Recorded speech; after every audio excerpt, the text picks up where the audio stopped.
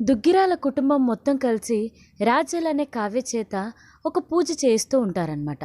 ఇక ఆ పూజ కోసం పంతులు గారు ఏం చేస్తారంటే, రాజల్ అనే కావ్య ఇద్దరూ కూడా ఆ రోజంతా బ్రహ్మముడితోనే ఉండాలి అనేసి చెప్తారనమాట. ఇక రాజ్యము దొరికిందే ఛాన్స్ అనేసి కావ్యని బాగా ఏడిపించాలి అన్న ఉద్దేశంతో ఇక కావ్యని అటు తిప్పి ఇటు తిప్పి ఇక అక్కడికి వెళ్ళాలి ఇక్కడికి వెళ్ళాలి అనేసి తిప్పుతూనే ఉంటాడనమాట. ఇక కొద్దిసేపు అయిన తర్వాత రాజ్ కావ్యతో ఇలా అంటూ ఉంటాడు, కావ్య వాష్రూమ్కి వెళ్ళాలి, ఒకసారి నాతో వస్తావా అనేసి అడుగుతూ ఉంటే ఇక కావ్య ఏమో చాలా తెలివైన అమ్మాయి కాబట్టి ఇక తన తెలివితేటలంతా చూపిస్తుందనమాట. రాజ్ తనని ఎంతలా ఏడిపించాడో అంతకి మించి ఏడిపించాలి అనేసి ఫిక్స్ అయిపోతుంది.